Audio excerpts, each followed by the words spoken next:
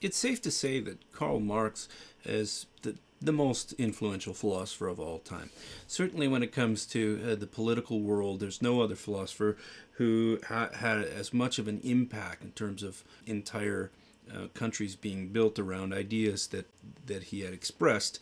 Marx, together with his collaborator Friedrich Engels, wrote the Communist Manifesto, a pamphlet that encouraged a growing kind of socialist movement. It's often misunderstood that he invented this concept of socialism.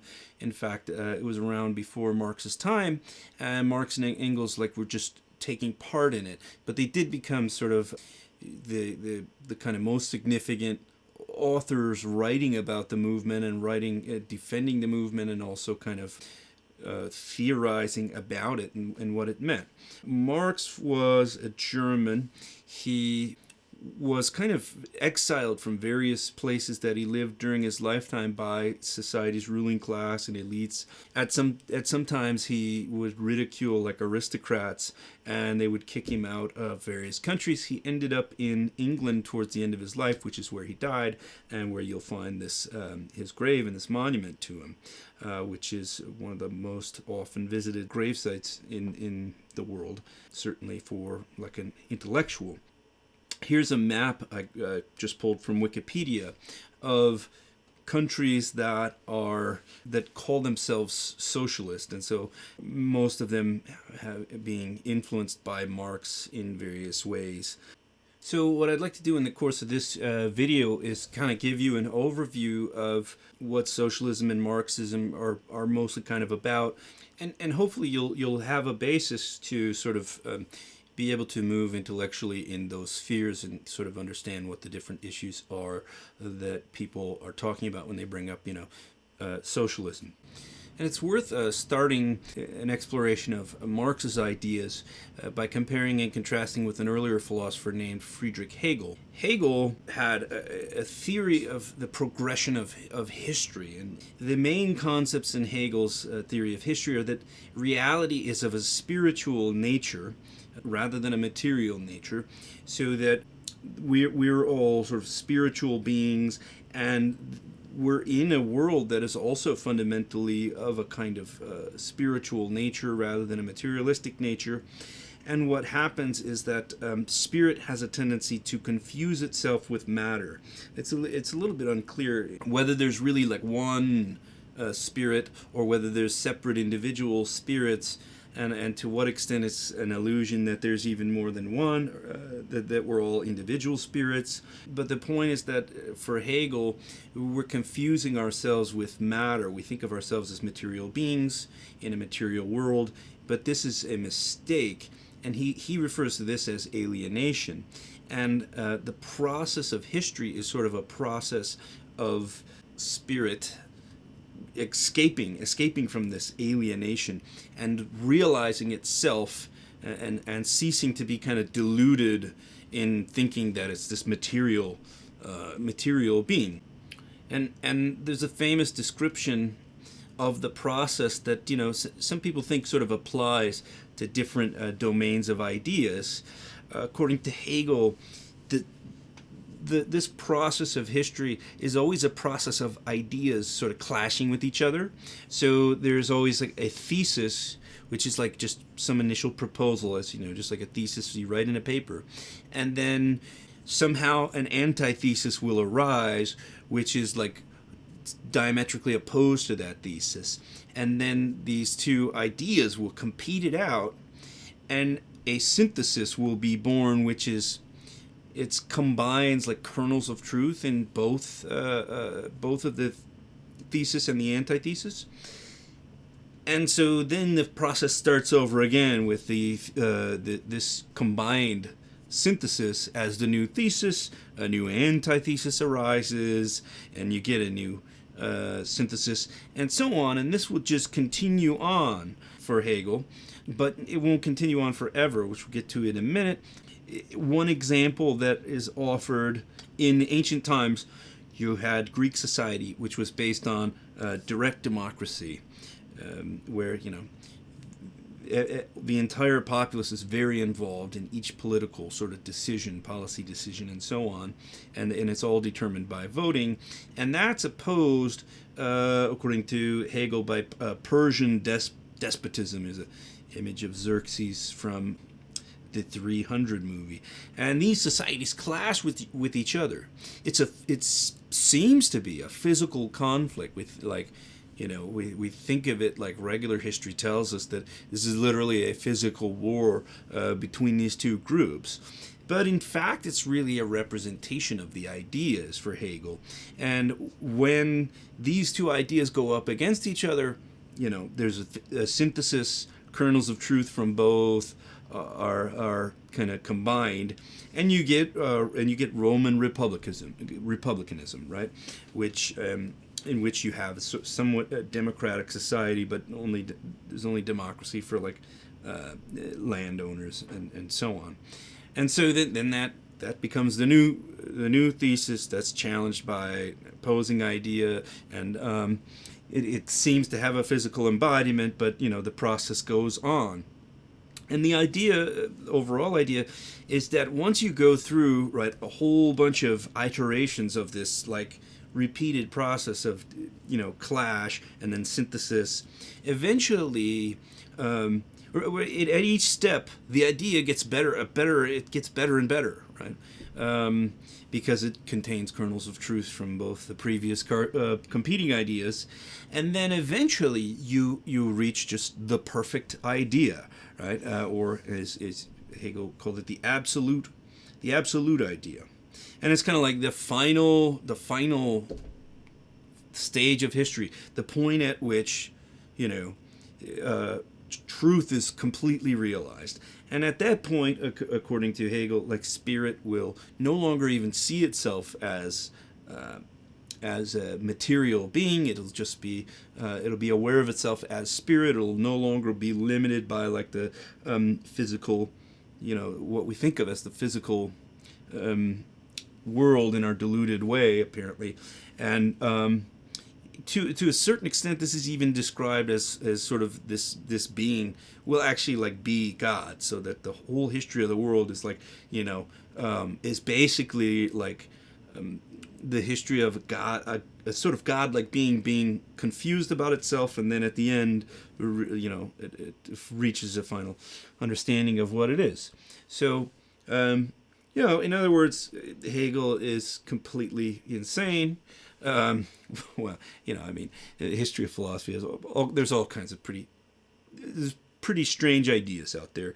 This seems like it's pretty high on the list of them. And there was a philosopher in Marx's time who proposed that it was a bizarre idea, and his name was Feuerbach. And Feuerbach said that the interesting thing about Hegel's philosophy was that it's not just, like, wrong, it's wrong in an interesting way, because Feuerbach thought it's absolutely backwards. It's just the opposite. We are material beings in a material world, not to accidentally quote Madonna there, but in our past, we have confused ourselves more and more with these kind of spiritual beings that we're really these souls that are, like, trapped in this physical world or something like that. And as history moves on, we'll become more and more aware of ourselves as physical beings, and the primary influence in our lives is our material needs. And Marx totally agreed with this kind of what was called a transformational criticism of Hegel, where it's like the concept is right, but everything's exactly switched. And then Marx also goes on to sort of to elaborate further on this concept, and he says that we need a concept of a dialectical materialism, where Hegel's whole dialectic of history is worked out, but in the reverse, but things are reversed. One of the key things to understand about Marx's dialectical materialism is the mechanisms by which he thinks these things take place. The primary mechanism is what he calls class struggle. He begins the Communist Manifesto famously by saying the history of hitherto existing society has been a history of class struggle. And so class struggle for Marx is always about a conflict between essentially two groups. And there's always the powerful group, the group that's sort of in charge, that makes the rules, but also the reason they're able to make the rules and set up the whole society is because they have the material wealth. They're sort of the haves. And then there's the other side is the have-nots. And so there's always like one class that's clashing with another class. And the classes are defined in terms of their access to material. It's not these ideas competing with each other, but it is this process of continual clashing. And the other thing to understand about the mechanism is that for Marx, really this is an outgrowth of flipping Hegel around, that the economic process is what determines these other processes that we sort of identify with ideas. Like on Hegel's view, it's the idea of democracy, right, is competing with the idea of a despotism, an emperor-based or king-based society with a totalitarian dictator.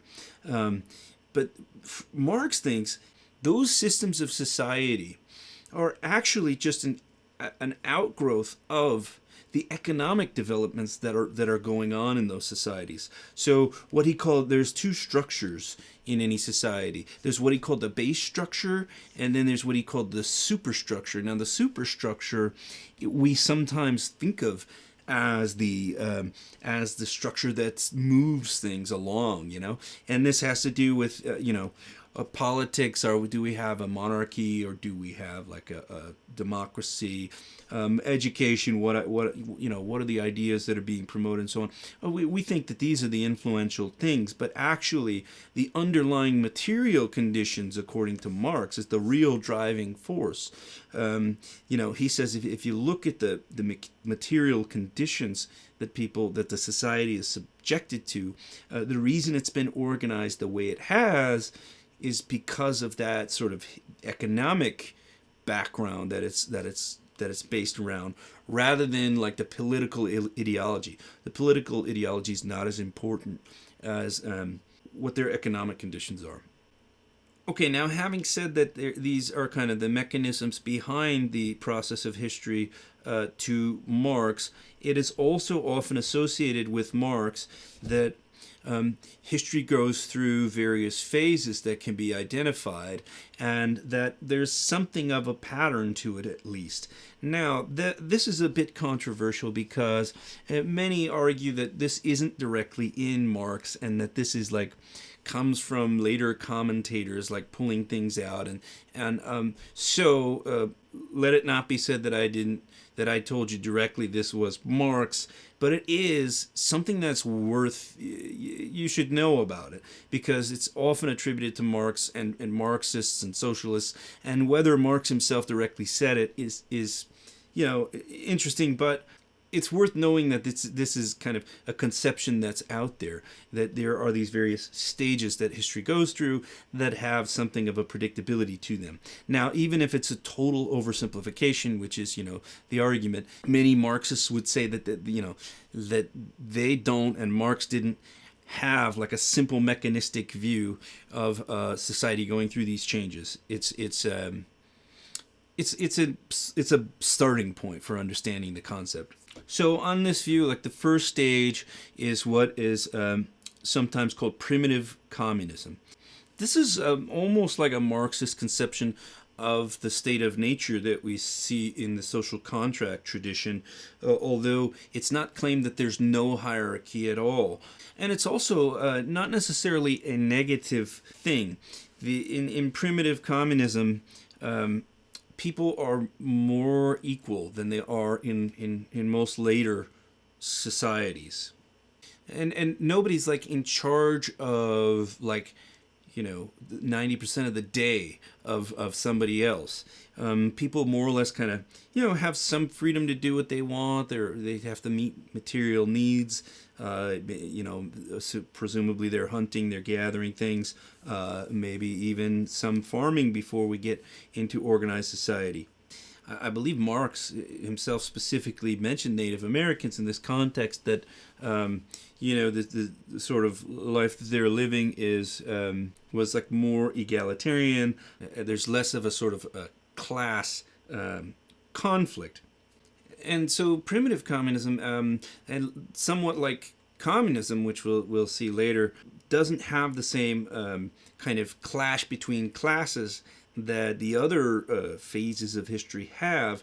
However, there is a need to sort of move out of this phase as people begin exploring more efficient ways of getting their material needs met.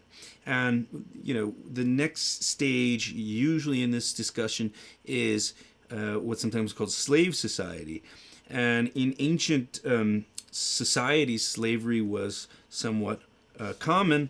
And, I think the Marxist or socialist, in some circles, ideas about this development, it seems to be that one group finds a way to use the labor of the other group by force, and makes them, sort of work like excessively, and so this group become more materially powerful.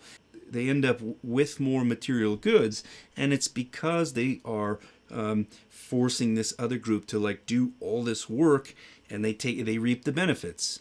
But now, of course, there's a strong clash between the interests of the slave owner group and the slave group, of course, right? And so it's inevitable that the people who are slaves are going to rise up against this, and so out of this class struggle, there's a development into the next sort of society, which is feudalism.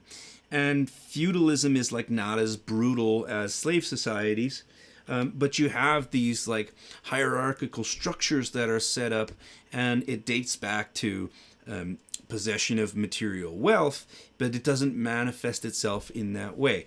Again, the idea of the substructure, or the base structure, dictating what happens in the superstructure, because in feudal societies, the ruling class is finding a way to, not have slaves, but still set themselves up as being controlling the materials of the economy and they do it by setting up this hierarchical system where, the king is sent by God to rule us. There's literally a story of kings being appointed by God, because it goes back to Adam and Eve, according to this one version of the story.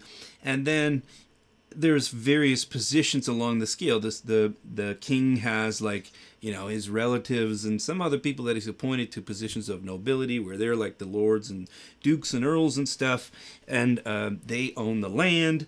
And this system keeps under control the peasants who are doing all the material work. So the peasants are farming the land that's owned by all the nobles and so on, and they're convinced that they're not really slaves, because of the king was chosen by God to be the leader, and that's just, everybody has their station in life, and so there's some stability that comes from that. And there's there are various feudal systems that evolve throughout the world. I used the example of the European one, but of course there's a Japanese feudalism and feudalisms from all over the world, where there's these different kind of social orders. And according to the Marxist way of thinking, it's a system of control that's been devised for actually economic reasons, but it pretends not to be about the economic reasons, right? I mean, the real reason for all of this is that the king wants you to keep tilling the soil, right, and growing the food, and whatever other sort of manual work needs to be done, while he goes around telling people what to do and eating big turkey dinners, and so on, and you know, the next level down, they have a little bit less of that kind of a life, and until you get to the peasants who, you know, just eat real basic food and live in huts and do all the work. And then there's still a clash, of course, between these two main groups within the feudalist society. Essentially, there's this group that's in control of everything and you know, doesn't really do much work, and the group that does all the work and has no say in what happens. And you can sort of keep them from doing much about it for a long time by convincing them this stuff about, you know, the king being chosen by God and all this stuff. But eventually the conflict between the two groups will lead to an overthrow of this whole system as well. And then the next society that emerges is capitalist society. And there's more known about the emergence of this type of society. It can be traced back to like the influence of these traders who would move back and forth between different parts of the world, who started to acquire wealth by like buying and selling. And at the same time, the development of new technologies is essential to the emergence of capitalism. And of course, that's by that I'm referring to the Industrial Revolution, which makes it possible to mass produce material goods in a way that was never before seen. Factories with factory equipment is developed, and by hiring people to come into factories and operate the machines, the person who is in a position to set up the factory now is able to acquire tremendous wealth by paying the workers in the factories just enough that they could live, while charging enough for the products that come out to make a tremendous profit themselves. And Marx is interested in, you know, the details of the history of how this develops. There's a lot more research that he did about it. For our purposes, the point is that you get the emergence of another two-class system, and this time the one class is what Marx called the bourgeoisie, and essentially they're the owners of these means of production, things like factories and so on. It's tough to spell. You have to, if you know, unless you have some French, you have to think of it. You have to think bourgeoisie. Yeah, but it's pronounced bourgeoisie. So that's the one class that emerges, and the other class is the people who do all the work. And the class that does all the work is referred to by Marx as the proletariat. Essentially, the idea is the proletariat are the workers, and then the bourgeoisie are the owners, or also known as capitalists. Sometimes you use the term capitalists as well. And they acquire tremendous material wealth because each worker in their factory is producing a profit for them. So it behooves them to just expand and expand and expand. And the word bourgeoisie actually initially meant middle class, but not like we use the word middle class today. It meant middle in the sense that they're not royalty or aristocrats, but they're also not peasants, so that they're in between those two things.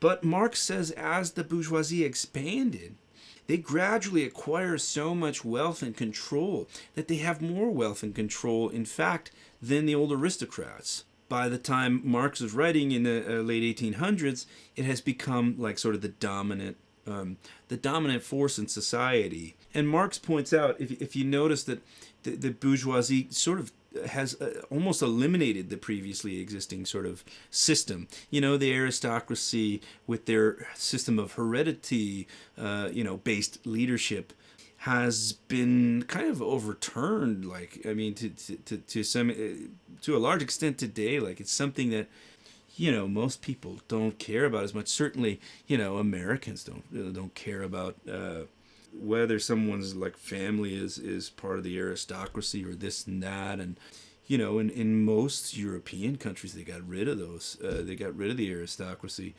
Only England kept them sort of symbolically. So, and maybe there's a couple other places where they've done similar things, but in other, for all intents and purposes, right, the society has been transformed.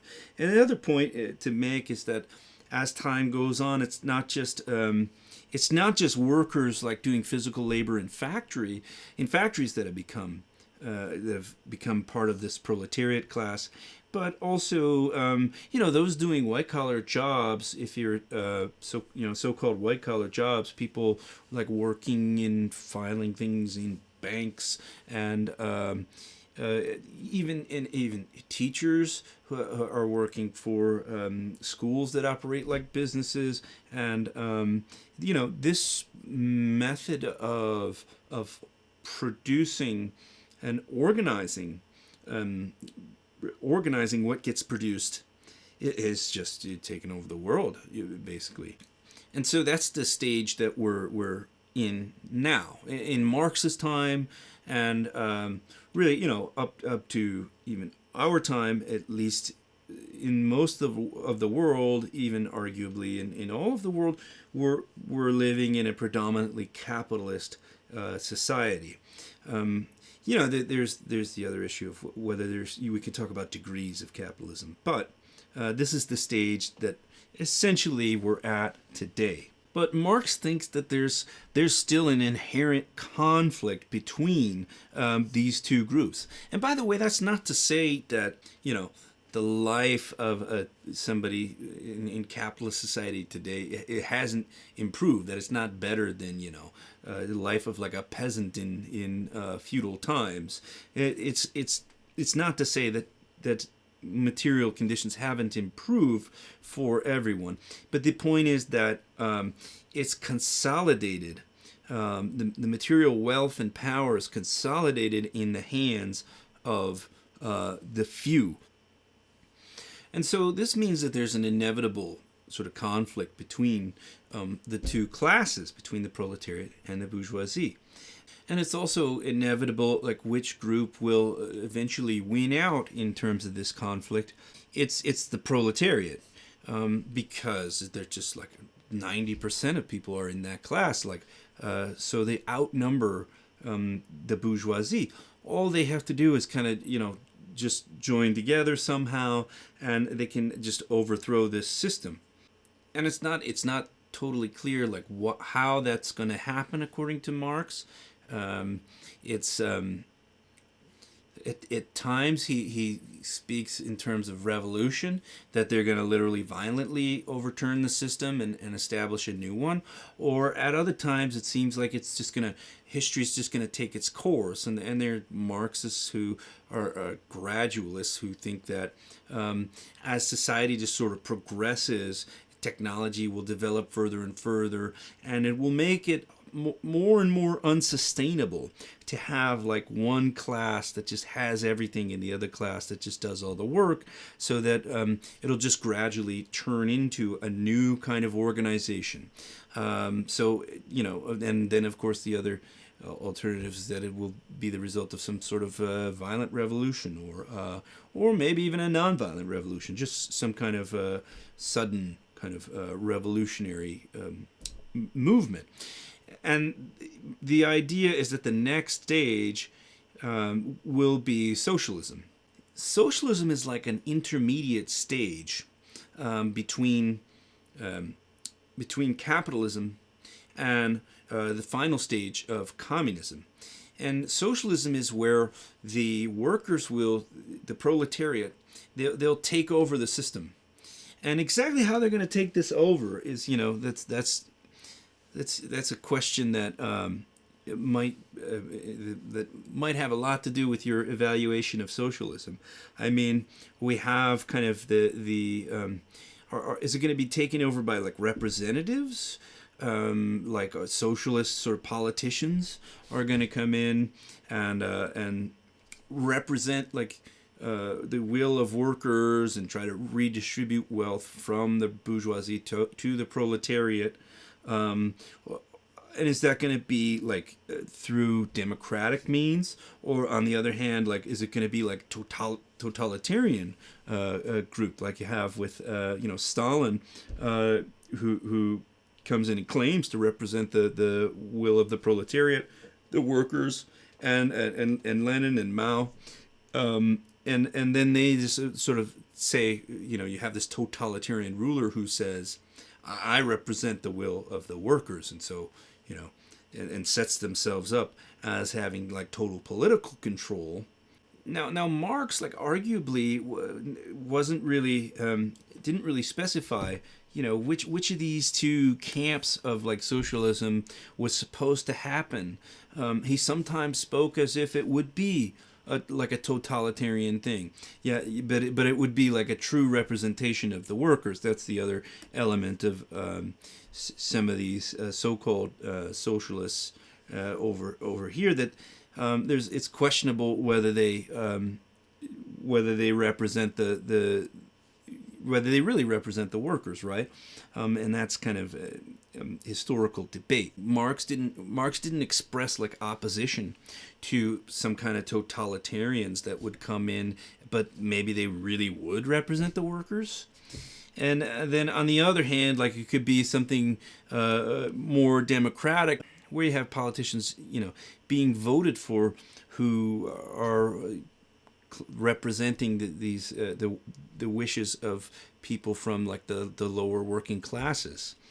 So that's this intermediate stage anyway, and it seems like a question, like, how does this intermediate stage happen, right? Through totalitarian means, or like through democratic means, or what exactly? But there will be some kind of takeover, and there's still sort of classes in a way, except that now the proletariat class has taken over, and they start demolishing the previously existing sort of hierarchies. So presumably this has something to do with like a more even distribution of wealth and productive capacities, so that it's not just like one group of people that has control over everything. But in any case, this phase sort of gives way to the next phase, which is communism. And in communism, there's no more classes. Because the proletariat has like taken over, the concept of setting up society in terms of like haves and have-nots becomes no longer possible. And it seems like the idea is that as these ways of dividing between haves and have-nots over the course of history have been eliminated, they get eliminated, and we're never going to go back to it. Like, so the idea would be, we're not going to ever go back to like having like a king, and like there's not going to be like a Duke of Livonia or something who is like has a hereditary right to be like the mayor of Detroit or something. That's like never coming back. So if that makes sense, then eventually, just like with Hegel's system, except sort of switched around, there's no more, there aren't any more ways of setting up this kind of system. This particular kind of hierarchy can't be instantiated anymore, because every way of trying to set it up has been like knocked down. And so then you get this society where there's no classes, like everyone's equal. And meanwhile, along the way, there's been technological advancement, which, by the way, has something to do with the development of this sort of stage of history. We'll come back to that. But that's, at the end, you have this. There's no classes, right? And everyone's equal. Everyone has like a productive capacity that they're in charge of themselves. So that's the final stage of history then. And just as Marx sort of inverted Hegel's theory about the progress of history, he also inverts Hegel's concept of alienation. For the Marxist, it's the worker who's alienated within capitalist society. Of course, presumably there's always been alienation if that's if everything about Hegel's system is supposed to be reversed.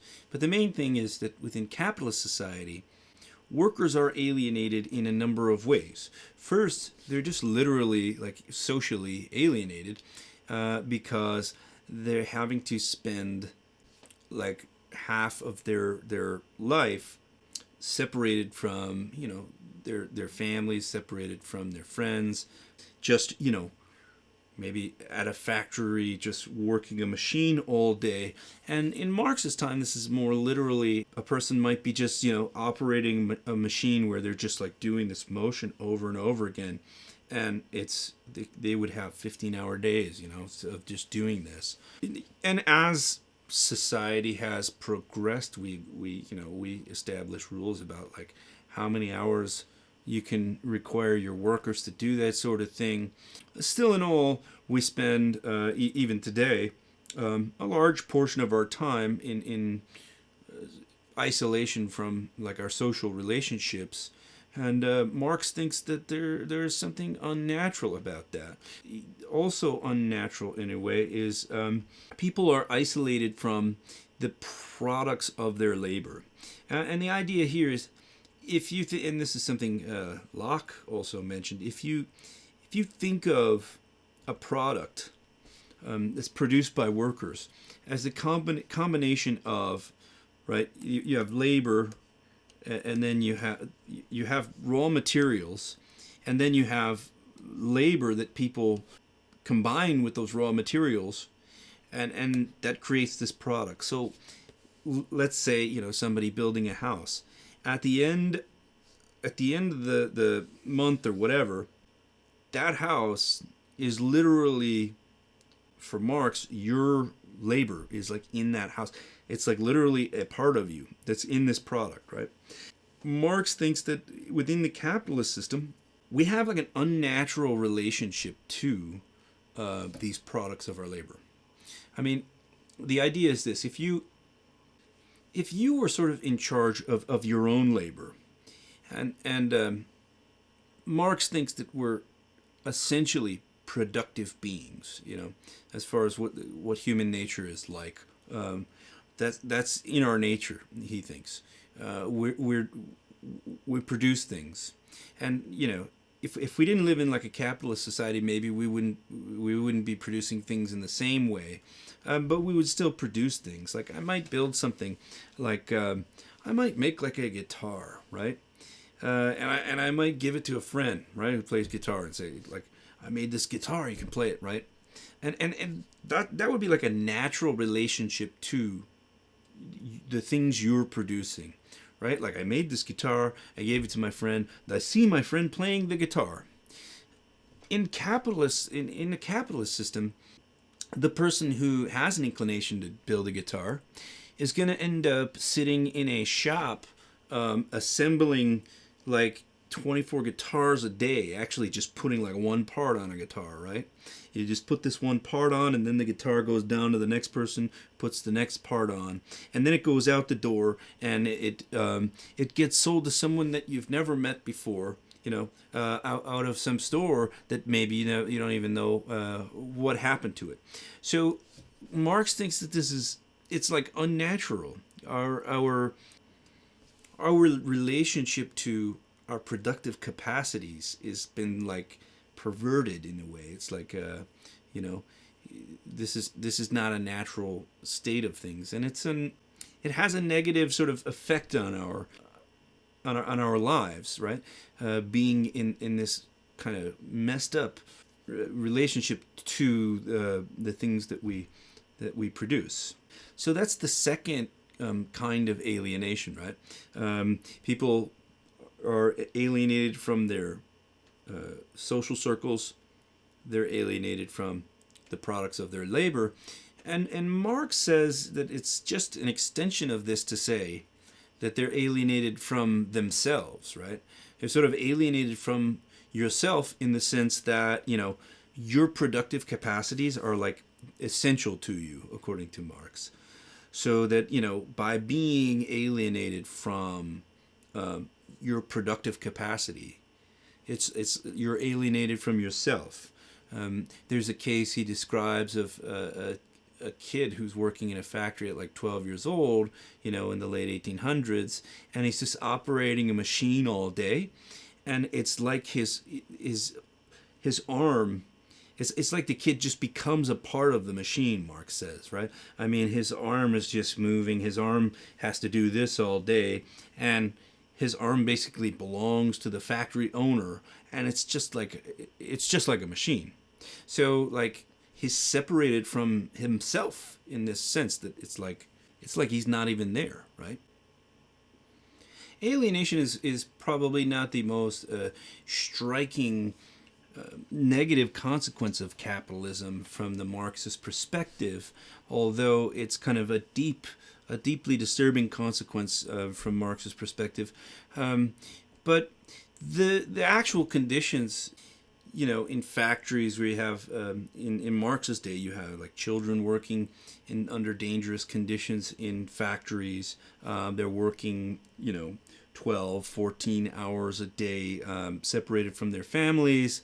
We still have tremendous inequalities that exist within capitalist society even up to this day, which is sort of the most striking kind of problem basically that Marx sees with capitalism.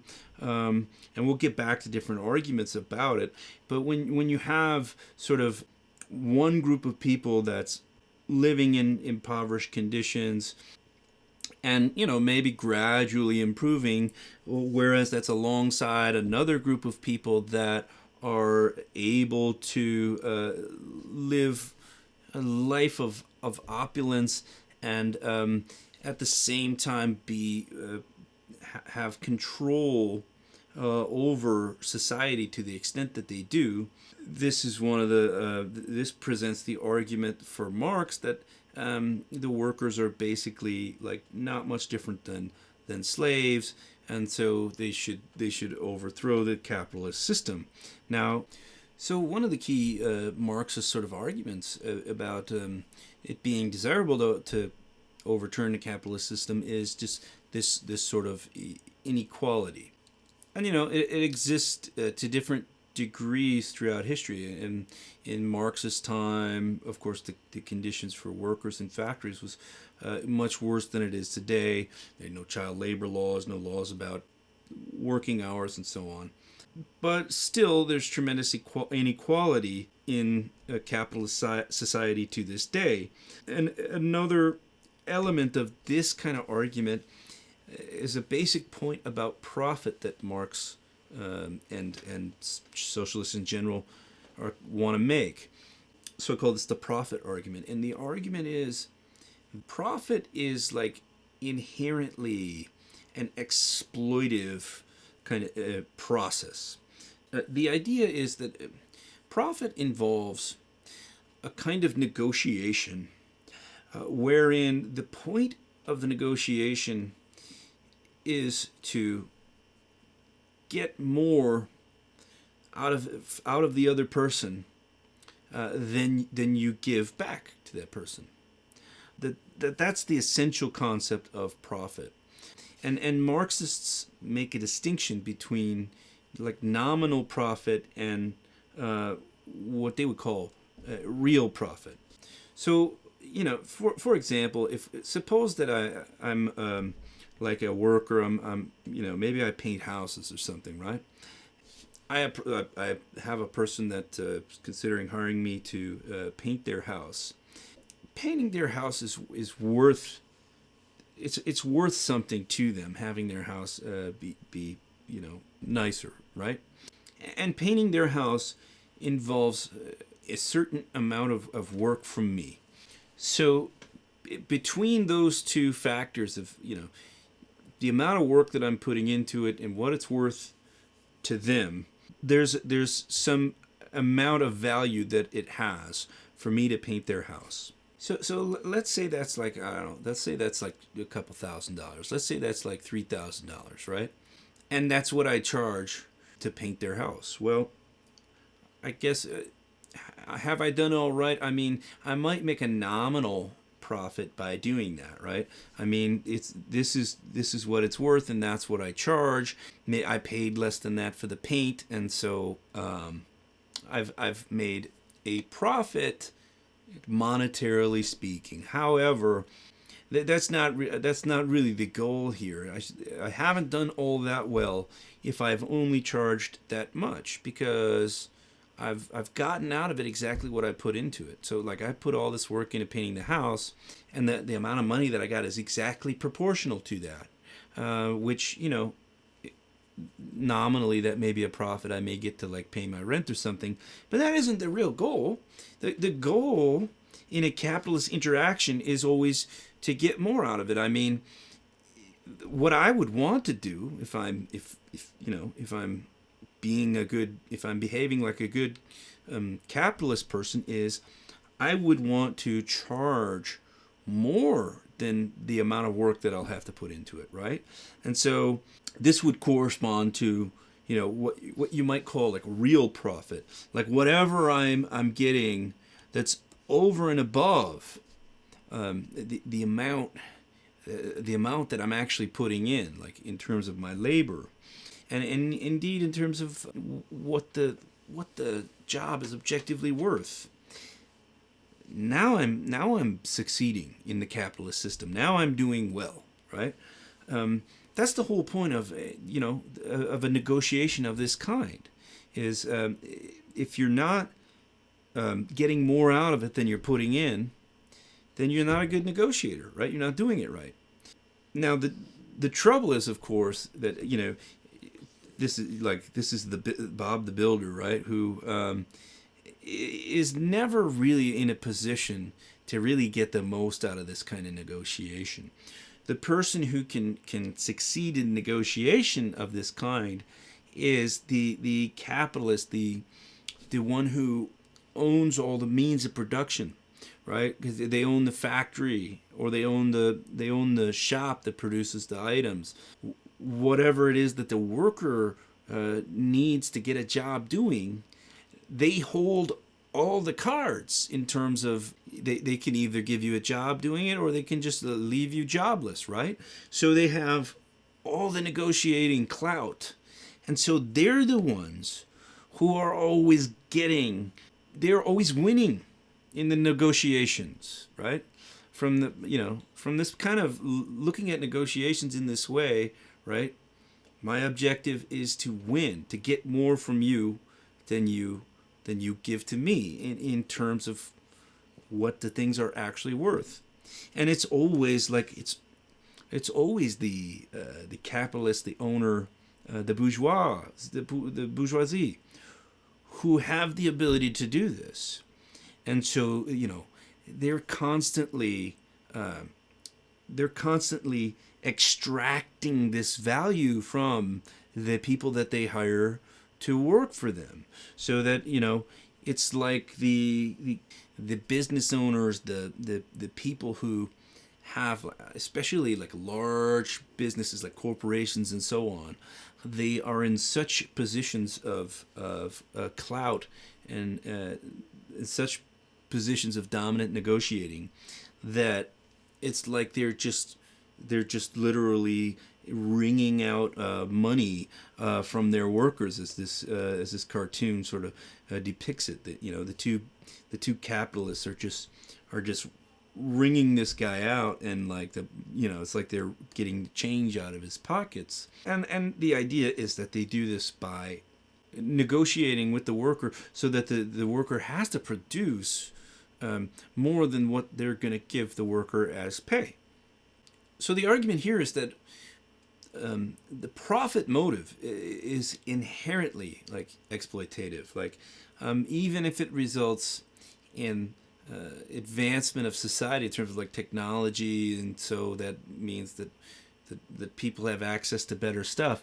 Like the fact that this is a process of that means you're constantly sucking energy away from this one group. You're constantly like screwing them over by having them work and paying them less than it's worth. So that's one kind of argument, is this the profit argument. And then, as I mentioned, the other argument is about inequality. And maybe in Marx's day, the inequalities were more obvious than they are today. Still, there is this sort of way of looking at it in terms of like a pie chart, right? I mean, there is some total amount of goods and services that are produced. And, you can argue that this pie gets bigger as our productive capacities are enhanced, but nevertheless, at any given time, like there's a certain amount, and the larger a chunk that gets taken away by one group, the less there is for anybody else. So if I come along and, if we have a pie, and it's like in the cartoons, right, where I make a cut in the pie like this, and then I say that this is my piece right here, well, that only leaves this much for you. Do you see this kind of inequality in society today? If we take a look at the distribution of wealth in the United States, here's a recent breakdown of it that I got from Wikipedia. We see that the figures here represent, there's 100 little figures, and so each one represents 1%.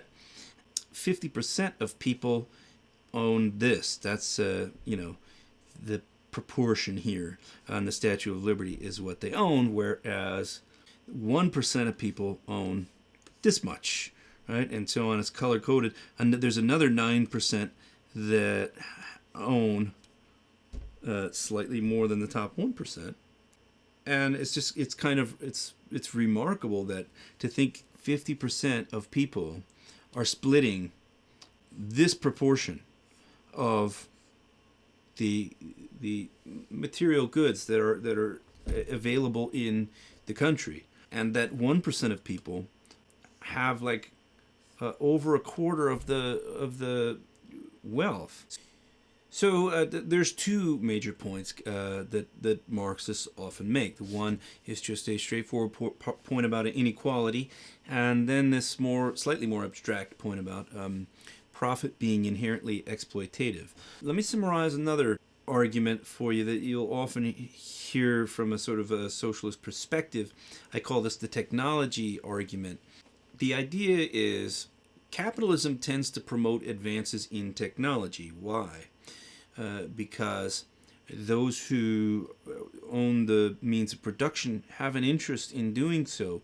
The more technological advancements we make, the more profit they can make, because they don't have to hire as many workers, for example. That's one aspect of it. Automation is a major goal for capitalists. If you own a factory and you can have robots that assemble like parts of cars that couldn't be assembled by robots before, you increase your profit margin by quite a lot, because you don't have to hire a bunch of humans to be doing that assembly task anymore. And this applies to really any domain of enterprise, any domain of business. Like there's an advantage to being able to automate something, and if we can have a robot assemble these parts or build this device, or if we can have like computers like automatically like file these files, or set up some kind of a system, there's always going to be an advantage to that. So capitalism encourages technological development, but the kind of technological development it encourages is the kind that leads to automation of jobs, which then means that jobs disappear. And it's a kind of paradox. Like, isn't it a good thing that now we can have like machines do jobs that humans used to have to do that aren't particularly pleasant? Like, checkout at the grocery store. Now it's rare to see an actual human like checking out groceries, right? Whenever you go to Kroger, it's like you go to the scan it yourself thing, right? and things just get more and more automated. When you think about what that means that there'll be fewer and fewer jobs. Take that to its like ultimate conclusion. Once more and more of these things can be automated, and they don't have to be done by humans anymore, where it ought to be a good thing. No human has to sit at the grocery store and scan other people's items, anymore, because now we have machines that do that, right? But then that's a bad thing, because now people are out of jobs.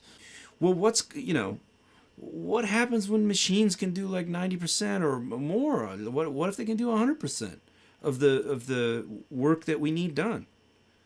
I mean, and that leaves like nobody or almost nobody with jobs, except for like a couple people, like just making sure the machines keep running. What's going to happen?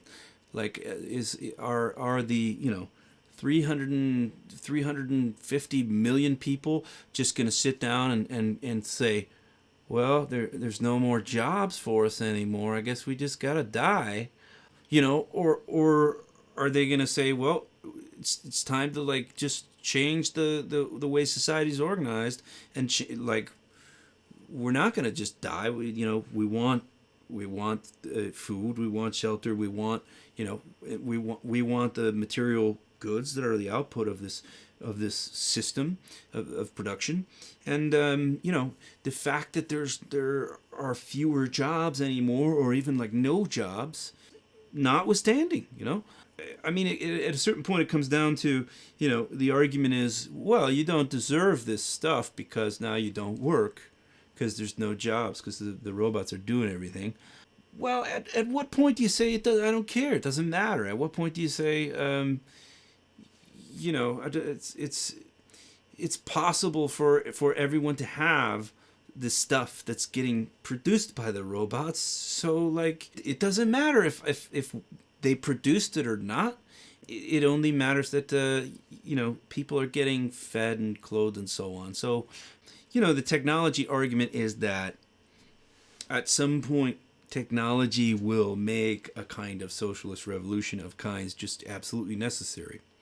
Or maybe it'll happen gradually. Maybe as the technology advances further along the line, we find more and more ways for people to do things that are less robot-like in their job positions, and so that maybe you end up with a sort of a system where it's still technically, you could call it capitalism nominally, but people are doing various creative endeavors, or maybe selling knickknacks to each other, or are they or writing programs for each other, or essays for each other, or making coffee and making food for each other, and these sort of things that people would sort of naturally do.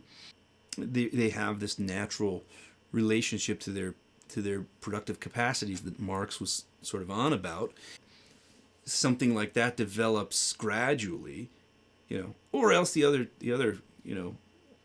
idea that it just comes to a boiling point and people have to take control. And that is also tied up with another point that I was making in there, the paradox of work for its own sake. The fact that it's considered a bad thing in capitalist societies when there's no jobs. Now, I mean, I know you're probably thinking, well, of course it's bad if there's no jobs. We all know all the time that's common knowledge that it's a bad thing when there's no jobs. But if you think about that, on a deep kind of level, why would it be a bad thing if there's no jobs? Does that mean that there isn't anything that needs to be done, because the things we need done, they're already done? And this is bad. Why? Oh, well, because people need the jobs, so they can pay for their rent and stuff. And then so why do they have to have a system where they need that? It's like you're insisting on like work just for its own sake, right? At the point where there not being jobs would be this horrible thing. Like I mentioned, the possibility of robots being able to do like most of the work, and a lot of people would say, oh no, that'd be terrible, no jobs. I mean, it's crazy that would be terrible. If there's no need for people to do these things, then that shouldn't be terrible at all. That should be great. I mean, the idea that it's great to have work is inherently paradoxical. Like the idea of, this goes along with the idea of job creation being this great thing. Really what we mean by job creation is someone finds a way to fulfill a need that was already there. But if you took it literally, job creation, like there's something that didn't need to be done, but now it has to be done because of me. I mean, that would be if I came to your house and took all the milk out of the fridge and poured it on the ground and started throwing eggs on the ground, and then you'd say like, what are you doing? Well, I'm creating jobs. Now there's things that need to be done, right? There was nothing to do. Now there's stuff to do. Now there's jobs. I mean, that would be job creation, literally, right? I'm literally creating a job that wasn't there before, creating a need for something to be done, right? But that's not good. Like, it's not a good thing to create work that otherwise there would be no need for it to be done, right? And that's, the phrase job creation, if you took it literally, that's what it suggests. Of course, I know that it's meant to be something different, but I think there is this like inherently kind of a paradoxical notion that if there was no need for humans to do work anymore, because there's plenty of we have what we need, that would be this horrible thing. So capitalism creates like an impetus for work for its own sake. And another socialist point about capitalism is that within capitalism you have two ways to make money, two fundamentally different ways of making money. The first is the one that we're all familiar with, that you work, you create something of value, and then you get compensated for that. But then there's another way of making money within a capitalist system, and this is sometimes referred to as like passive income. You can make money in a capitalist system without working. You can make money by owning. Owning is a fundamentally different way of making money. You can actually make a profit just for the fact that you own something. The simplest example would be rent.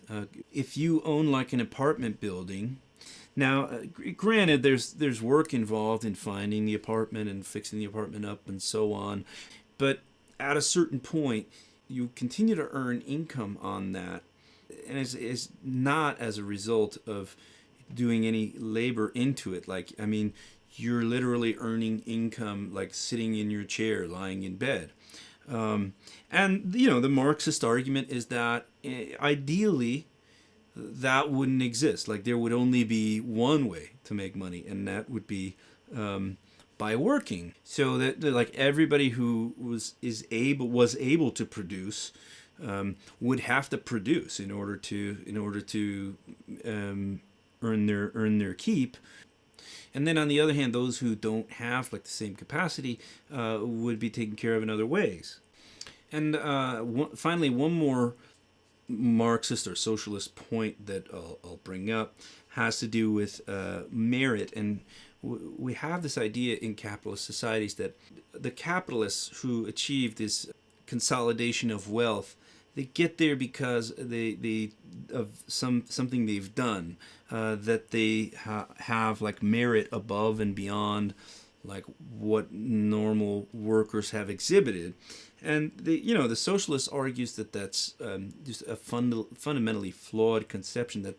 It's almost never the case that someone achieves these tremendous levels of wealth through some kind of amazing like capacity that they have, or tremendous amounts of work that they've done.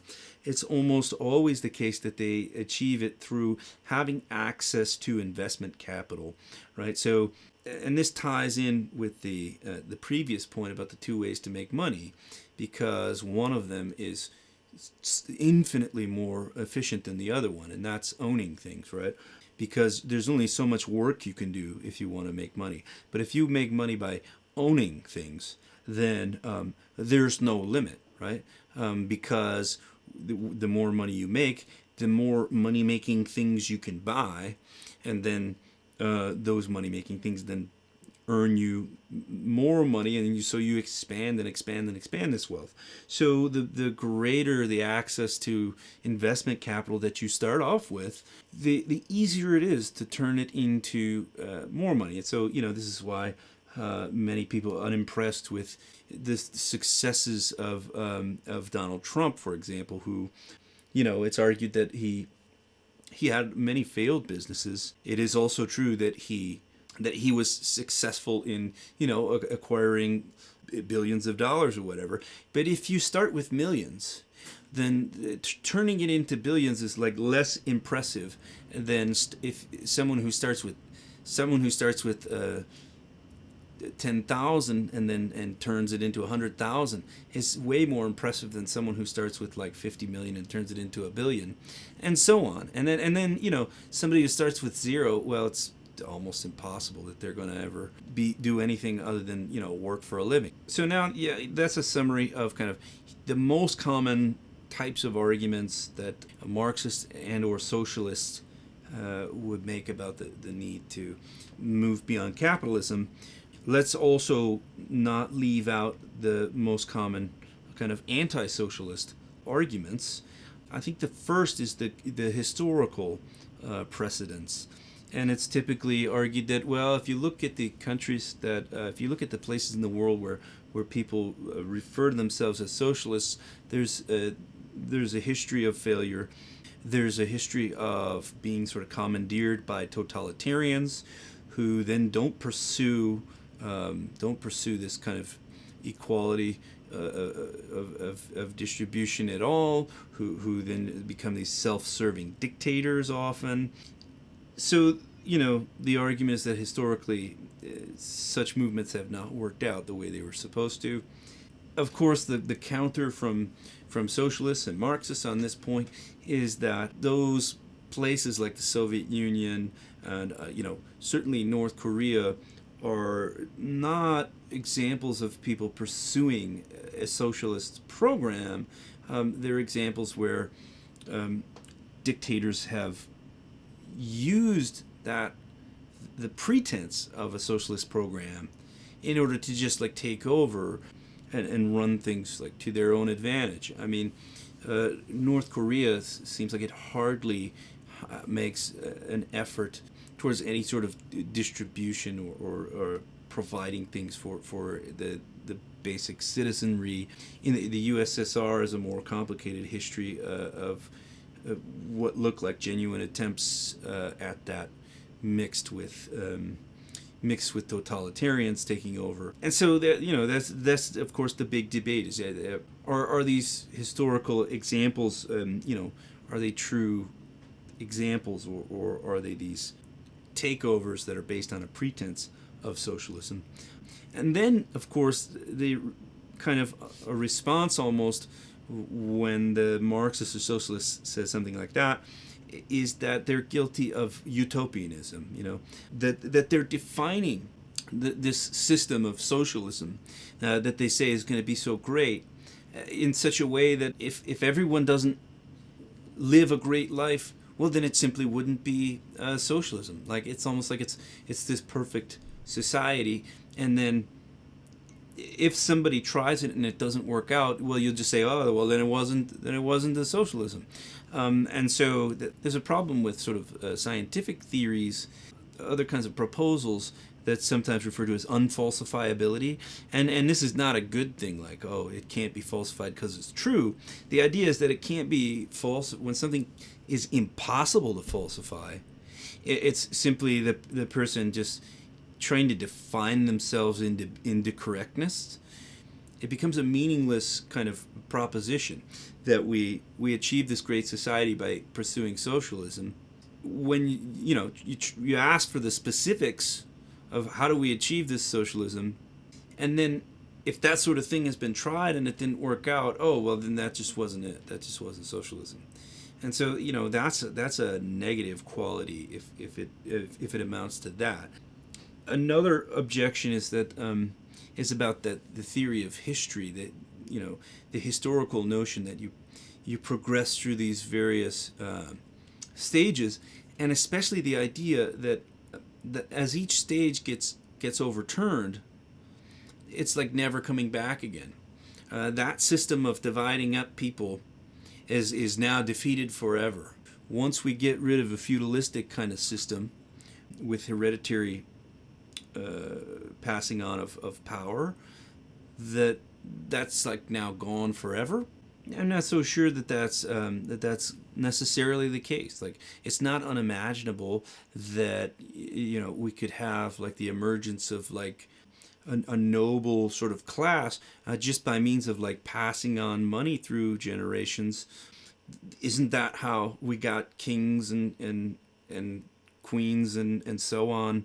Probably in the first place. Historically, didn't they emerge by accumulating like massive amounts of wealth and power? In any case, the idea of like historical inevitabilism is called into question. The idea that it will eventually lead down the line towards socialism by some deterministic path can be called into question.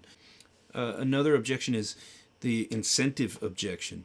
It's also often argued that if we have a socialistic system where workers are in charge and they determine what they're going to produce rather than the owner of the factory and how much they're going to work, well then they're going to work less, right? Because it requires the incentive for them to earn a living in order for them to produce. This is the point on which, of course, Marx just fundamentally disagrees. He thinks that people are naturally productive beings. Maybe they wouldn't produce the same way, the same kind of things that they produce in capitalist society, but he thinks that people would always produce things. Another objection that's rather famous, let's call it the planning objection. This is an objection that's raised by the economist Friedrich Hayek, is that planning out an economy, what's going to get produced, by whom, and the whole system of how it's going to be distributed, is tremendous power. And so, if that's to be somehow planned through some sort of governmental process, which it seems like in order to represent the majority, there has to be some kind of representation. Like, literally the whole country can't just collaborate on planning this, so it will have to be some group of people that's doing it, supposedly on behalf of the majority. And then the problem is this power is so incredibly tremendous. It's a greater power than we normally think of governments as having, when they simply control like the military and they simply control the police force and things like that. That's not controlling like every aspect of everyone's day, like but which planning out the entire economy would be. And so anytime you put that much power in people's hands, it inevitably is going to cause problems, because people who have access to power like that are going to be corrupted by it. It's the absolute power corrupts absolutely idea. And so, this is the idea is that if the socialist thinks that access to money is a kind of power that the capitalist is bound to abuse, and so they seek to get rid of that. And then someone like Hayek is saying, well, actually planning out the entire economy is like access to such tremendous power that that's sure to end in a poor way. And of course, the issue there has to do with whether this is done democratically, and whether the planning would really represent the workers, or whether you're just guaranteed to end up with a totalitarian system where, a dictator just seizes control of the entire sort of process. And that's a big debate in itself, between the socialist side, the Marxist side. There are socialists, Marxists, who, think it's totally compatible with a democratic system. And so you could have like true representation of the workers in that way. And a final kind of objection, well, I'll just call it the implementation objection. The issue that I have in mind here is just kind of the specificity of the socialist kind of argument, or the socialist agenda. Like there's a lot of description of sort of what it's going to be like, what it's going to look like if we have like a socialist society, or even a communist society in the Marxist sense of a communist society. You could say that there'll be no sort of monetary classes. You can say that people will have equal access to material goods, or close to equal access. That's sort of describing the results, but it's not really describing like how we're supposed to get there. This kind of ties in with the earlier argument about it being utopianism and it being unfalsifiable. If there's an actual plan that has a chance of working, whereby we can achieve this great situation where like everybody has their needs met, then many people would say that I'd be for that, but I've never seen a comprehensive like sort of plan of how we're going to achieve that isn't subject to these other huge problems, like having a planning commission that ends up like being in charge of like everything in the whole society, or having the whole process taken over by like anti-democratic elements. And so, for example, the contemporary philosopher and ethicist named Peter Singer put the point this way, that he said, if I was ever shown like a concrete plan where we could eliminate the problems that we do see within capitalism, then I will be glad to start calling myself anti-capitalist. But as of now, I haven't seen such a plan, and so the idea being, I'm not willing to overturn capitalism without a clear plan of how we get to something that's better. So in any case, this has been a rundown of a bunch of the major elements of socialism, as well as different socialist / Marxist arguments, and the anti-socialist arguments from the other side. And hopefully at this point you will have a kind of basic competency with the main issues surrounding it, and you'll be in a better position to be able to sort of analyze and evaluate more specific arguments and positions as you encounter them.